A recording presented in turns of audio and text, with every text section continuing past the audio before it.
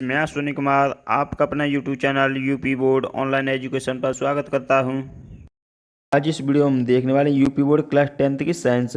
जितने भी बहुविकल्पी प्रश्न यहाँ से बन सकते हैं वो इस वीडियो में कवर करने वाले हैं। फिजिक्स केमिस्ट्री बायोलॉजी तीनों यहाँ से कवर की गई हैं। 20 नंबर का आपका यहाँ से बोर्ड परीक्षा में यहाँ से पूछा जाता है, तो सभी यहाँ से क्वेश्चन यहीं से बन जाएंगे। तो बोर्ड एग्जाम के साथ साथ जो प्रतियोगी परीक्षाएं उनके लिए भी ये वीडियो बहुत इंपॉर्टेंट रहने वाली है। तो चलिए स्टार्ट करते हैं। इससे पहले अगर आप चैनल पर नए चैनल सब्सक्राइब कर लें तथा अपने फ्रेंड ज़्यादा शेयर भी कर दें, जिससे यहाँ से सभी को लाभ मिल सके। तो सबसे पहले हम यहाँ से देखने वाले हैं बायोलॉजी के क्वेश्चन। तो बायोलॉजी के क्वेश्चन सबसे पहला ये क्वेश्चन आपके सामने आ चुका है।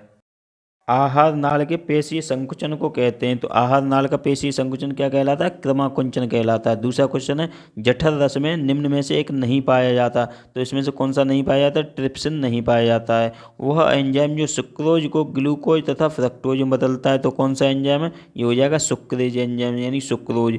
नेक्स्ट है, पत्तियों यानी पौधों में बने हुए खाद्य पदार्थों का स्थानांतरण होता है। तो किसके द्वारा होता है? फ्लोएम द्वारा होता है। पत्तियों में जो खाद्य पदार्थ है वो फ्लोएम द्वारा होता है, और जो जल का परिवहन होता है वो किसके द्वारा? जाइलम के द्वारा होता है। नेक्स्ट देख लेते हैं, पौधों में प्रकाश संश्लेषण द्वारा भोजन का निर्माण होता है। तो पौधों में जो प्रकाश संश्लेषण है उसका यानी निर्माण किसके द्वारा? यानी पत्तियों के द्वारा होता है। नेक्स्ट है, मनुष्य का मुख्य उत्सर्जी अंग है। तो कौन सा? वृक्क हो जाएगा यानी किडनी हो जाएगा। नेक्स्ट देख लेते हैं यहाँ से, कोशिकीय प्रक्रमों में ऊर्जा मुद्रा है। तो एटीपी यानी कि एडेनोसिन ट्राइफॉस्फेट हो जाएगा। ऊर्जा मुद्रा इसे बोलते हैं, ठीक है। नेक्स्ट क्वेश्चन है, अधिक मात्रा में ग्लूकोज जिस रूप में संग्रह होता है वह है। तो ये किसके रूप में होता है? ग्लाइकोजन के रूप में होता है। नेक्स्ट क्वेश्चन है, भोजन के मंड को शर्करा में परिवर्तित करता है। तो ये कौन करता है? टाइलिन करता है। एक स्वस्थ मनुष्य में नाड़ी नाड़ी की गति प्रति मिनट होती है। तो नाड़ी की यानी कितने बार धड़कता है? तो 72 बार यहाँ से हो जाएगा। नेक्स्ट देख लेते हैं, दाएं निलय से अशुद्ध रुधिर आता है। जो दाएं निलय से अशुद्ध रुधिर आता है किस में आता है? तो यहाँ ये बन जाएगा फेफड़ों में आता है। रुधिर दाब मापक है यानी बीपी किससे मापा जाता है? तो स्पेक्ट्रोमैनोमीटर से मापा जाता है। पादपों में वायु प्रदूषण कम करने की प्रक्रिया है। तो ये कौन सी प्रक्रिया बन जाएगी? आपकी प्रकाश संश्लेषण की प्रक्रिया बन जाएगी। नेक्स्ट देख लेते हैं, खनिज लवणों का अवशोषण होता है। तो खनिज लवणों का अवशोषण किसके द्वारा? जड़ों द्वारा होता है। नेक्स्ट क्वेश्चन है, ग्लाइकोलाइसिस की प्रक्रिया संपन्न होती है। तो इसका आंसर बन जाएगा कोशिका द्रव्य में होती है। नेक्स्ट क्वेश्चन है, पादपों में जाइलम का कार्य होता है। जाइलम का मैंने अभी समझाया था ऊपर, जाइलम का क्या होता है? जल, और जो फ्लोएम होता है उसका भोजन का यानी खाद्य पदार्थों का स्थानांतरण करना होता है। नेक्स्ट है, केवल न्यूक्लिक अम्ल तथा प्रोटीन बने होते हैं। किसके बने होते हैं? ये विषाणु के बने होते हैं, ठीक है। तो यहाँ से ये क्वेश्चन बन जाएगा। ये जो विषाणु होता है वो न्यूक्लिक अम्ल तथा प्रोटीन का बना होता है। नेक्स्ट देख लेते हैं यहाँ से। नेक्स्ट क्वेश्चन आपके सामने ये आ चुका है, तंत्र का कार्य होता है। तंत्र का जो तंत्र है उसका कार्य होता है, ये बताना है। तो तंत्र का कार्य क्या होगा? उत्तेजनशीलता, ठीक है। इसका आंसर बन जाएगा उत्तेजनशीलता। नेक्स्ट है, साधारण क्रिया की तुलना में प्रतिवर्ती क्रिया शीघ्र होती है, क्योंकि साधारण क्रिया का नियंत्रण होता है। तो किसके द्वारा? सेरिब्रम द्वारा होता है। सेरिब्रम जो कि मस्तिष्क में पाया जाता है। नेक्स्ट है, प्रतिवर्ती चाप बनता है। प्रतिवर्ती चाप बनेगा किसके द्वारा? संवेदांग रीढ़ रज्जु पेशी द्वारा बनता है। प्रतिवर्ती क्रिया का उचित उदाहरण कौन सा है? तो इसका बन जाएगा डी, यकायक नेत्र के सामने तेज रोशनी फेंकने पर नेत्र झपकाना। मैंने बताया था कि प्रतिवर्ती क्रिया रिफ्लेक्स है, जो कि हाथ, जैसे कि किसी चीज़ पर, जैसे गर्म चीज़ पर हाथ रख जाए तो एकदम हटा लेना, ऐसे ही कांटे पर पैर रख जाए तो एकदम से हटा देना। उसी प्रकार से अगर आंखों के सामने रोशनी अधिक से आ जाए तो उससे आंखें कैसी हो जाती हैं? झपक जाती हैं, ठीक है। उसी प्रकार से देख लेना। नेक्स्ट देख लेते हैं यहाँ से, मनुष्य के मस्तिष्क का कौन सा भाग ताप नियंत्रित करता है? तो कौन सा भाग है? ये हाइपोथैलेमस हो जाएगा। नेक्स्ट है, सामान्य मनुष्य के मस्तिष्क का भार होता है। तो सामान्य जो मनुष्य है उसका मस्तिष्क का भार कितना होता है? ये होता है 1300 से 1400 ग्राम। नेक्स्ट क्वेश्चन है, मनुष्य के मस्तिष्क का कौन सा भाग सर्वाधिक विकसित होता है? तो अभी बताया था मैंने ऊपर, कौन सा होता है? प्रमस्तिष्क यानी सेरिब्रम होता है। नेक्स्ट देख लेते हैं, इंसुलिन हार्मोन स्रावित करता है। तो इंसुलिन हार्मोन किसे स्रावित करेगा? यहाँ से सी बन जाएगा, लैंगर हैंस की दीपिकाओं द्वारा, यानी कि जो अग्न्याशय में पाया जाता है। नेक्स्ट क्वेश्चन है, मनुष्य के मस्तिष्क में पाई जाने वाली अंतःस्रावी ग्रंथि कौन सी है? तो कौन सी पाई जाती है? पीयूष ग्रंथि है, जो मनुष्य के मस्तिष्क में पाई जाती है, और अंतःस्रावी ग्रंथि भी है। नेक्स्ट है यहाँ से, कौन पादप हार्मोन है? इनमें से कौन सा है जो पादप हार्मोन है? तो कौन सा बन जाएगा? 10वें क्वेश्चन का आंसर आपका यहाँ से बन जाएगा बी, जिबरेलिन जो है पादप हार्मोन है। मादा लिंग हार्मोन कौन सा है? तो कौन सा है? एस्ट्रोजन। एस्ट्रो यहाँ पे लगाया जाए तो वो मादा से संबंधित है, एंड्रो यहाँ पे लगाया जाए वो यानी कि पुरुष से संबंधित है, ठीक है। नेक्स्ट क्वेश्चन यहाँ से देख लेते हैं। नेक्स्ट क्वेश्चन है ये आपके सामने, ऑक्सीटोसिन का स्रावण कहाँ से होता है? ऑक्सीटोसिन जो है उसका स्रावण कहाँ से होता है? तो पिट्यूटरी द्वारा होता है इसका ऑक्सीटोसिन का। नेक्स्ट है, उस हार्मोन का नाम लिखिए जिसका उपयोग बिना निषेचन के बीज रहित फल प्राप्त करने में किया जाता है या बीज रहित फलन को प्रोत्साहित करता है। तो ये यहाँ से इसका आंसर बन जाएगा जिबरेलिन, जो कि एक पादप हार्मोन भी है। ठीक है, नेक्स्ट क्वेश्चन है, किस हार्मोन की कमी से मधुमेह यानी कि डायबिटीज हो जाता है। ठीक है, डायबिटीज किससे होता है, कौन से हार्मोन की कमी से होता है, तो ये बन जाएगा आपका इंसुलिन हार्मोन। नेक्स्ट है, कौन सा पादप हार्मोन कोशिका विभाजन में सहायक है, तो कौन सा इसका आंसर बन जाएगा साइटोकाइनिन, जो है ये पादप हार्मोन है जो कि कोशिका विभाजन में सहायक है। नेक्स्ट है यहाँ से, पतझड़ से संबंधित हार्मोन होता है, पतझड़ से संबंधित कौन सा, एब्सिसिकम हो जाएगा यहाँ से इसका आंसर। नेक्स्ट क्वेश्चन है, डीएनए पाया जाता है, डीएनए किस में पाया जाता है, ये केंद्रक में पाया जाता है। नेक्स्ट है, टेस्टोस्टेरोन हार्मोन का कार्य नहीं है, टेस्टोस्टेरोन जो हार्मोन होता है उसका कार्य नहीं है, तो कौन सा कार्य नहीं है, शरीर वृद्धि के लिए उपापचय का नियमन, ये उसका कार्य नहीं है। बाकी के ये तीनों जो हैं इसका आंसर बन जाएगा। ठीक है, तो इसका आंसर क्या बनेगा, चौथा वाला बन जाएगा। अब नेक्स्ट क्वेश्चन देख लेते हैं यहाँ से, द्वितीय केंद्रक निषेचित होकर बनाता है, तो द्वितीय केंद्रक है निषेचित होकर क्या बनाता है, तो ये बनाता है भ्रूणपोष बनाता है। फूल वाले पौधों में द्विनिषेचन क्रिया होती है, तो किस में होती है, ये बीजांड में होती है। नेक्स्ट है, पुष्पी पादपों में निषेचन होता है, तो कहाँ पे होता है, ये भ्रूणकोश में होता है, कहाँ पे, भ्रूणकोश में। नेक्स्ट है, नर युग्मक तथा अंड कोशिका के संयुक्त होने को कहते हैं, तो क्या कहेंगे इसे, इसे निषेचन कहते हैं। नेक्स्ट है, निषेचन क्रिया मादा के कहाँ पर संपन्न होती है, अंडवाहिनी में संपन्न होती है। नेक्स्ट क्वेश्चन है, नर युग्मक कहलाता है, नर युग्मक क्या कहलाएगा, ये शुक्राणु कहलाता है। निषेचन के बाद पुष्प का कौन सा भाग फल में बदल जाता है, तो ये हो जाएगा अंडाशय वाला भाग होता है। लघु बीजाणु पैदा होते हैं, तो ये कहाँ पे होते हैं, ये होते हैं परागकोश में। नेक्स्ट क्वेश्चन है, द्विनिषेचन विशेषण लक्षण है, द्विनिषेचन विशेष लक्षण है, तो कौन सा हो जाएगा, आवृतबीजी पादप का। मुकुलन पाया जाता है, तो ये कहाँ पाया जाता है, हाइड्रा में पाया जाता है। नेक्स्ट देख लेते हैं, आनुवंशिकी का जनक किसे कहा जाता है, तो आनुवंशिकी के जनक कई बार बताया मैंने, मेंडल को कहा जाता है। एक संकर क्रॉस का समलक्षण यानी फिनोटाइप होता है, तो ये कौन सा हो जाएगा, फिनोटाइप 3:1 का। ठीक है, 3:1 का बन जाएगा, फिनोटाइप 3:1 का, और जीनोटाइप जो होता है वो 1:2:1 का बनता है, किसका, 1:2:1 ये रहा। ठीक है, तो जीनोटाइप 3:1 का और फिनोटाइप 1:2:1 का। दोबारा देखिए इस क्वेश्चन को एक बार, फिनोटाइप अगर पूछा जाए तो 3:1 का है, ठीक है, और जीनोटाइप अगर पूछा जाए यहाँ पर तो 1:2:1 का है। नेक्स्ट क्वेश्चन है, पृथक्करण का नियम प्रस्तुत किया था, तो किसने किया था, ग्रेगर जॉन मेंडल ने। मेंडल ने 3 नियम दिए थे। ठीक है, तो ये तीसरा नियम यहाँ से पहला होगा पृथक्करण का नियम, तो ये किसने दिया, मेंडल ने। नेक्स्ट है, किसी प्रयोग में एक संकर क्रॉस की द्वितीय पीढ़ी में शुद्ध लाल पुष्प वाले पौधों का प्रतिशत होता है, तो कितने होते हैं इसमें, 25%। F2 पीढ़ी में 3:1 का अनुपात प्राप्त होता है, तो ये कौन सा होगा, एक संकर क्रॉस में। नेक्स्ट क्वेश्चन है, जीन बना होता है, जीन किसके बने होते हैं, जीन जीन किसके, ए तथा बी, यानी कि डीएनए के भी और आरएनए के भी। इसका आंसर बन जाएगा सी वाला। मनुष्य में कौन सा गुणसूत्र जोड़ा स्त्रीलिंग निर्धारण करता है, तो कौन सा जोड़ा है ये एक्स और एक्स वाला हो जाएगा। सामान्य मनुष्य में गुणसूत्रों की संख्या होती है, इंपॉर्टेंट क्वेश्चन है, कई बार पूछा भी गया है। ठीक है, तो 46 होती है। नेक्स्ट है, सामान्य पुरुष में क्रोमोसोम की संख्या कितनी होती है, सामान्य पुरुष में, तो कितनी बन जाएगी यहाँ से, 44 + XY ये मेल की होती है, और 44 + XX ये फीमेल की होती है। ठीक है, नेक्स्ट है, डार्विन के अनुसार नई प्रजातियों की उत्पत्ति होती है, तो किससे होती है, ये हो जाएगा प्राकृतिक वर्ण से। जातियों की उत्पत्ति नामक पुस्तक के लेखक कौन है, जातियों की उत्पत्ति तो कौन है, डार्विन, यहाँ से इसका आंसर बन जाएगा। नेक्स्ट है, कौन सा जीन प्रारूप शुद्ध गोल बीजों को प्रकट करता है, तो यहाँ से बन जाएगा RR, शुद्ध वाला RR। नेक्स्ट है, विकास के दृष्टिकोण से मानव के सबसे निकटवर्ती है, तो इसका आंसर बन जाएगा पहला बंदर। यहाँ से पुरुष में लिंग गुणसूत्र होता है, तो कौन सा होता है, XY, और महिलाओं में कौन सा होता है, XX। अब देख लेते हैं यहाँ से केमिस्ट्री के क्वेश्चंस। केमिस्ट्री का पहला क्वेश्चन है, ये रिएक्शन दी हुई है, तो यहाँ पर बाई के स्थान पर बताना क्या आएगा जिससे रिएक्शन जो है संतुलित हो जाए, तो यहाँ बाई के स्थान पर क्या आ जाएगा, SO2 आ जाएगा। ठीक है, उसके बाद में ये समीकरण सही से हो जाएगी। नेक्स्ट क्वेश्चन है, रासायनिक अभिक्रिया में जो तीर होता है ये किस अवस्था में प्रतीक होता है, ठीक है, किस अवस्था का ये होता है, कि तो इसका आंसर बन जाएगा अवक्षेप का प्रतीक होता है। ठीक है, नेक्स्ट है, जब एक परख नली में लेड नाइट्रेट के विलयन में पोटेशियम आयोडाइड के विलयन को मिलाया जाता है तो एक अवक्षेप बनता है, ये किस प्रकार की अभिक्रिया है, तो ये हो जाएगी विस्थापन अभिक्रिया। ठीक है, विस्थापन में एक अलग हो जाता है दूसरे से। नेक्स्ट देख लेते हैं, समीकरण ये दिया हुआ है, तो इसमें बताना है कि ये रासायनिक अभिक्रिया किस प्रकार की है, तो ये किस प्रकार की है, ये संयोजन अभिक्रिया, संयोजन में जुड़ता है। ठीक है, विस्थापन में अलग अलग हो जाता है। नेक्स्ट है, यहाँ से उत्पादों को रासायनिक समीकरण के किस ओर लिखा जाता है। उत्पाद जो होते हैं वो रासायनिक समीकरण किस ओर लिखे जाते हैं, तो किस ओर लिखे जाते हैं, ये दाईं ओर लिखे जाते हैं। ठीक है, इधर की साइड पे ये यहाँ पर जो उत्पाद लिखे जाते हैं। नेक्स्ट देख लेते हैं, रासायनिक अभिक्रिया है, इनमें से कौन सी एक रासायनिक अभिक्रिया है। रासायनिक अभिक्रिया बतानी तो कौन सी है, हाइड्रोजन का बनना, ये रासायनिक अभिक्रिया है। नेक्स्ट है, तप्त निकेल चूर्ण की उपस्थिति में एसिटिलीन तथा हाइड्रोजन की अभिक्रिया कहलाती है। तो यहाँ से इसका आंसर बन जाएगा संयोजन। नेक्स्ट क्वेश्चन है, जल को जीवाणु रहित बनाने के लिए उपयोगी पदार्थ है, तो इसका आंसर बन जाएगा विरंजक चूर्ण। नेक्स्ट क्वेश्चन है, विरंजक के लिए प्रयुक्त होता है, तो क्या प्रयुक्त होता है, यहाँ पर ब्लीचिंग पाउडर होता है। शुद्ध जल का पीएच मान कितना है, शुद्ध जल का कितना है, 7 हो जाएगा।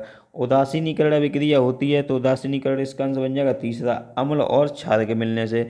अम्ल नीले लिटमस को कैसा कर देते हैं, तो अम्ल नीले लिटमस को कैसा कर देंगे, यहाँ से लाल कर देंगे। ठीक है, मैंने ट्रिक बताई थी, अनीला। अम्ल क्या करते हैं, नीले को लाल कर देते हैं, और क्षार क्या करता है, लाल को नीला कर देता है। ठीक है, नेक्स्ट है, अम्लों का स्वाद होता है, तो अम्ल का स्वाद कैसा होगा, खट्टा होता है। नेक्स्ट है, सल्फ्यूरिक अम्ल में अम्लीय हाइड्रोजन परमाणुओं की संख्या है, तो इसका आंसर बन जाएगा 2। ठीक है, नेक्स्ट है, क्षारक के साथ हल्दी का रंग होता है, क्षारक के साथ हल्दी का रंग कैसा होता है, तो ये भूरा लाल होता है। नेक्स्ट क्वेश्चन है यहाँ से, बेकिंग पाउडर को गर्म करने से कौन सी गैस निकलती है, तो ये निकलती है कार्बन डाइऑक्साइड।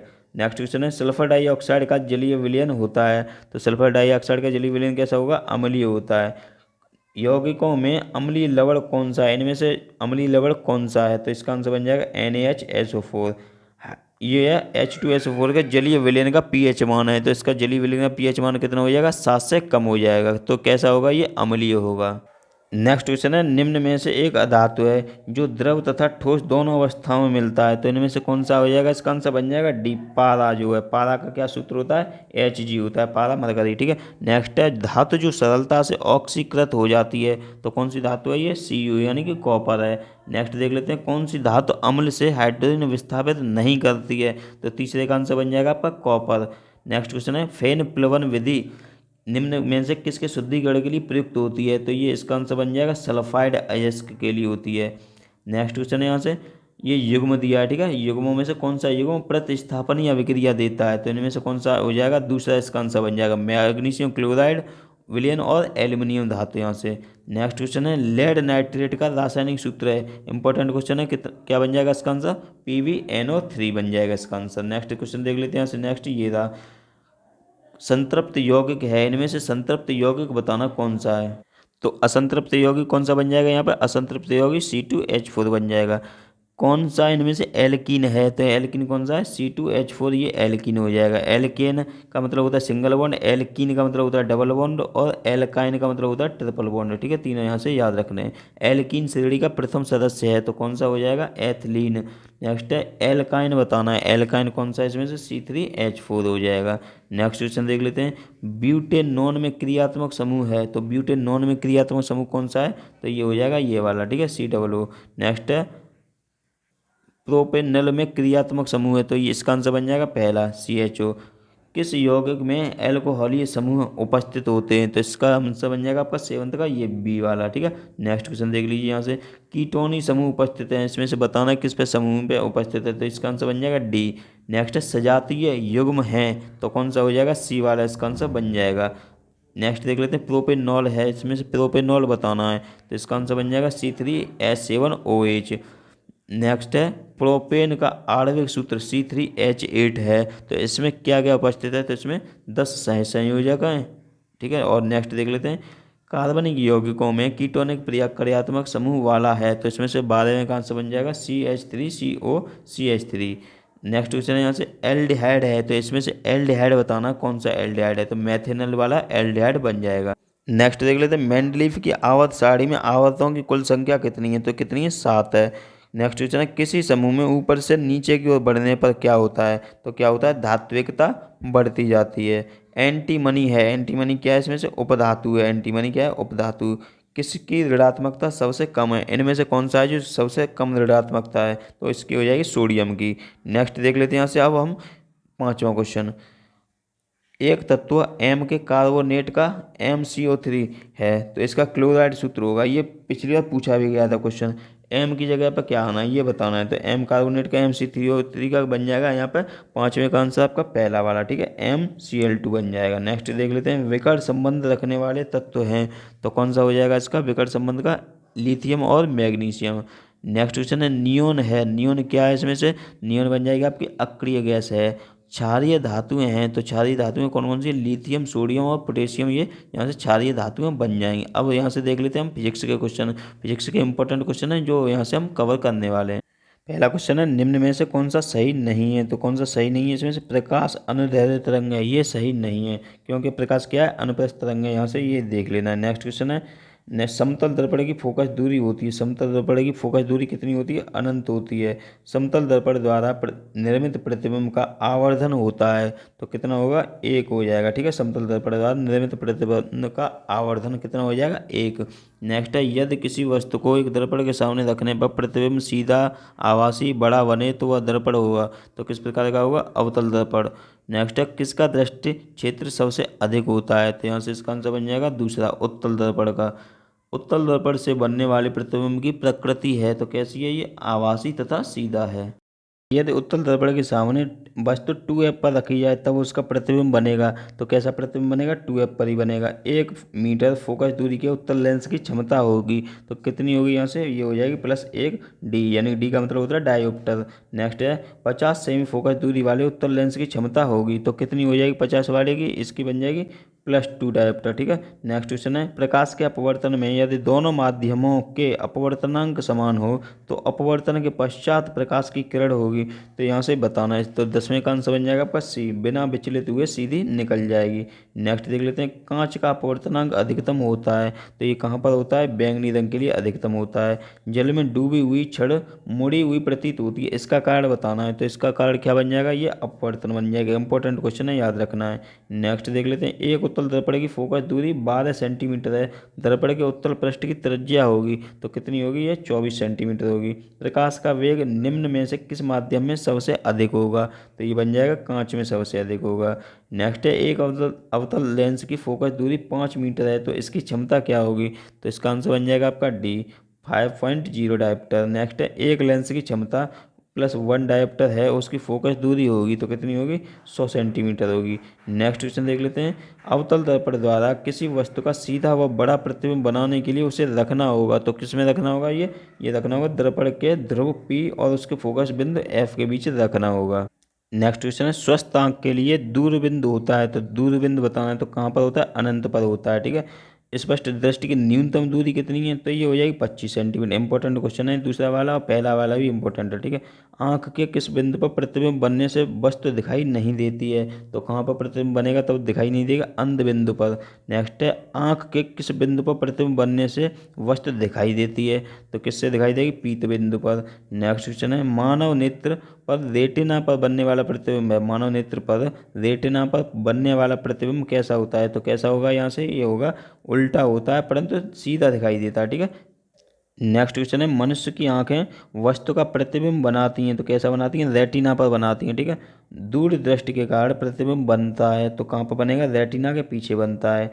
आंखों में प्रवेश करने वाली प्रकाश की मात्रा को नियंत्रित करता है, तो कौन करता है इसे, ये पुतली करती है। नेक्स्ट देख लेते हैं निकट दृष्टि दोष से पीड़ित एक व्यक्ति को यह दोष दूर करने के लिए किस लेंस का उपयोग, यानी कि ये सीधे समझ रहे हैं कि निकट दृष्टि दोष में कौन सा लेंस यूज करते हैं, निकट दृष्टि दोष को दूर करने के लिए कौन सा लेंस यूज करते हैं, अवतल लेंस करते हैं, ठीक है। और दूर दृष्टि दोष को दूर करने के लिए करते हैं उत्तल लेंस, यहाँ से याद रख लेना है। नेक्स्ट देख लेते हैं अब चंद्रमा से देखने पर आकाश दिखाई देता है, चंद्रमा से पर देखने आकाश कैसा दिखाई देगा, काला दिखाई देगा।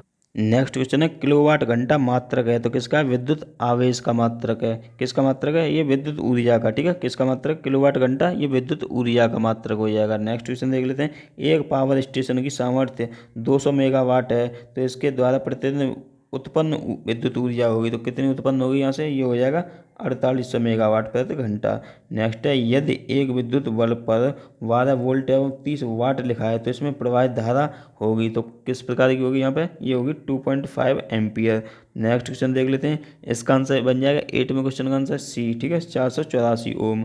नेक्स्ट है विद्युत ऊर्जा की इकाई है, विद्युत ऊर्जा की इकाई बतानी है, तो इसका आंसर बन जाएगा किलोवाट घंटा है।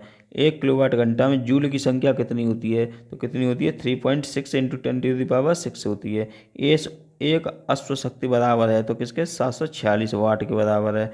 एक चालक में 2 एम्पीयर की धारा 10 वोल्ट पर, यानी कि सवाल दिया हुआ है, ठीक है। तो इसका आंसर यहाँ से बन जाएगा आपका ये डी, ठीक है, 1200 जूल इसका आंसर बन जाएगा इसे सॉल्व करने के बाद। नेक्स्ट है, लघु पतन के कारण परिपथ में विद्युत धारा का मान कितना हो जाएगा? तो ये हो जाएगा आपका बहुत अधिक बढ़ जाएगा, यानी लघु पतन के कारण परिपथ में विद्युत धारा का मान बढ़ जाएगा।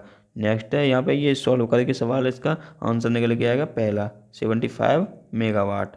नेक्स्ट क्वेश्चन देख लेते हैं, बिजली के बल्ब में फिलामेंट होता है, ये इंपॉर्टेंट क्वेश्चन है। बिजली के बल्ब में फिलामेंट बना होता है तो किसका लगा होता है? ये टंगस्टन का होता है। ये क्वेश्चन है 16 क्वेश्चन, तो इसका आंसर बन जाएगा यहाँ से ये वाला 0.5 एंगस्ट्रॉम। नेक्स्ट क्वेश्चन है, विद्युत मोटर परिवर्तित करता है तो किसे? विद्युत ऊर्जा को यांत्रिक ऊर्जा में। दूसरा इसका आंसर बन जाएगा वेबर किस राशि का मात्रक है? वेबर किसका है? ये विद्युत क्षेत्र की तीव्रता का मात्रक क्या है? वेबर हो जाएगा। चुंबकीय क्षेत्र का मात्रक इनमें से नहीं है तो कौन सा नहीं है? टेस्ला नहीं है। और बाकी के ये विद्युत क्षेत्र के यानी चुंबकीय क्षेत्र जो है इसका मात्रक बन जाएंगे तीनों। नेक्स्ट है, एक टेस्ला बराबर होता है तो किसके बराबर होता है? एक वेबर प्रति मीटर स्क्वायर के बराबर होता है। नेक्स्ट यहाँ से ये सवाल दिया हुआ है, ठीक है, इसको सॉल्व करोगे यहाँ से तो इसका ये सूत्र है, तो सूत्र इलेक्ट्रॉन पर लगने वाला बल होगा तो इसका आंसर यहाँ से बन जाएगा बी। कौन सा होगा? EV यहाँ से इसका आंसर बन जाएगा। नेक्स्ट देख लेते हैं, यहाँ से चुंबकीय क्षेत्र में गतिमान आवेश बल की दिशा ज्ञात की जाती है तो यहाँ से इसका आंसर बन जाएगा सी, फ्लेमिंग के बाएं हाथ के नियम से बन जाती है। और ये वाला इसका आंसर 7th का बन जाएगा पहला वाला, ठीक है। और 8 है इसका बन जाएगा यहाँ से 8 का सी, IBL यहाँ से ये बन जाएगा इसका आंसर। नेक्स्ट क्वेश्चन है, एक गतिमान आवेश कण उत्पन्न करता है तो ये क्या उत्पन्न करेगा? ये करेगा आपका सी, यानी कि केवल चुंबकीय क्षेत्र और विद्युत क्षेत्र, ये दोनों यहाँ से, यानी कि सी इसका आंसर बन जाएगा। विद्युत धारा उत्पन्न करने की युक्ति है तो क्या है? जनित्र यानी जनरेटर। नेक्स्ट क्वेश्चन है, किसी भी चुंबकीय प्रेरण में एक कुंडली में प्रेरित विद्युत वाहक बल निम्न में से किसके अनुक्रमानुपाती होता है? तो किसके हो जाएगा? ये उसका आंसर बन जाएगा डी, विद्युत चुंबकीय फ्लक्स में परिवर्तन की दर को डायनामो परिवर्तित करता है। डायनामो क्या परिवर्तित करता है? तो यहाँ से इसका आंसर देख लेते हैं, ये बन जाएगा आपका डी वाला। किसे? यांत्रिक ऊर्जा को प्रकाश ऊर्जा में, यानी कि यांत्रिक ऊर्जा को ये बन जाएगा विद्युत ऊर्जा, ठीक है। क्या है? डायनामो क्या करता है? ये यांत्रिक ऊर्जा को विद्युत ऊर्जा में कन्वर्ट करता है। डायनामो क्या करता है यहाँ पे? ये करता है विद्युत वाहक बल है। डायनामो क्या है? विद्युत वाहक बल। आज का अपना अंतिम टॉपिक बचा है, इसे भी क्लियर कर लेते हैं। जैव गैस एक उत्तम ईंधन है, इसमें कितने प्रतिशत ईंधन गैस होती है? तो इसमें बताना है तो कितने होती है? 75% होती है। भारत का पवन ऊर्जा द्वारा विद्युत उत्पादन करने वाले देशों में कौन सा स्थान है? तो कौन सा? 5वां स्थान है।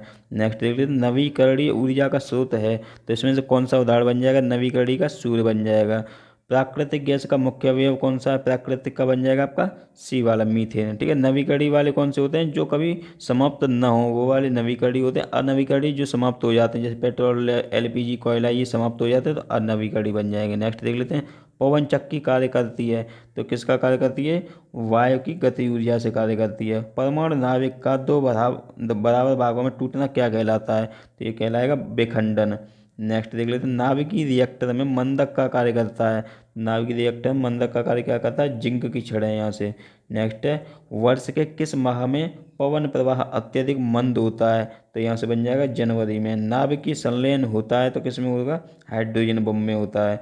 बायोगैस एक मिश्रण है तो बायोगैस किसका मिश्रण है? यहाँ से ये बन जाएगा मेथेन, कार्बन डाइऑक्साइड, हाइड्रोजन और हाइड्रोजन सल्फाइड है, ठीक है। नेक्स्ट देख लेते हैं, ऊर्जा का नवीकरणीय होने योग्य स्रोत हैं तो इसमें से कौन सा बन जाएगा? ये बन जाएगा वायु, नवीकरणीय वाला, मैंने बताया था अभी ऊपर, ठीक है। नेक्स्ट देख लेते हैं क्वेश्चन, पेट्रोलियम प्रवाह में सबसे कम क्वथनांक किसका होता है? तो किसका होता है? ये पेट्रोल का होता है। निम्न में से सबसे अधिक ऊष्मीय मान किसका है? तो किसका है यहाँ से? एंथ्रेसाइट कोयला का सबसे अधिक ऊष्मीय मान है। एक अच्छे ईंधन की विशेषता है तो इसकी विशेषता बतानी है तो क्या हो जाएगा? उच्च कैलोरी मान। पृथ्वी के, नेक्स्ट क्वेश्चन देख लेते हैं यहाँ से, पृथ्वी के तल पर प्रति वर्ग मीटर प्रति सेकंड प्राप्त सौर ऊर्जा किलो जूल मात्रक में है तो इसको 15 में कौन सा बन जाएगा? पहला। एंथ्रेसाइट कोयले में कार्बन की मात्रा कितनी होती है? तो ये लगभग होती है 96%, सबसे अच्छा कोयला कहलाता है एंथ्रेसाइट। नेक्स्ट है, पृथ्वी पर ऊर्जा का सबसे अधिक अपार स्रोत क्या है? तो कौन सा हो जाएगा? सूर्य हो जाएगा। नेक्स्ट है, कृत्रिम उपग्रह में विद्युत शक्ति सप्लाई की जाती है, तो इसका आंसर बन जाएगा बी, सोलर पैनल से की जाती है। और लास्ट क्वेश्चन है आज का ये, जीवाश्म ऊर्जा स्रोत है किसका है? कोयला। जीवाश्म ऊर्जा का स्रोत क्या है? कोयला है। तो यहाँ से हमने लगभग आपको यहाँ से सभी क्वेश्चन जो बन सकते हैं आपके यूपी बोर्ड एग्जाम के हिसाब से और प्रतियोगी परीक्षाओं के हिसाब से, वो यहाँ से सभी कवर करा दिए। तो 20 नंबर के आपके यहाँ से बन जाएंगे। तो अगर वीडियो पसंद आई तो लाइक कर देना, इस चैनल पर नए सब्सक्राइब भी कर लेना, शेयर यहाँ से कर देना सभी को।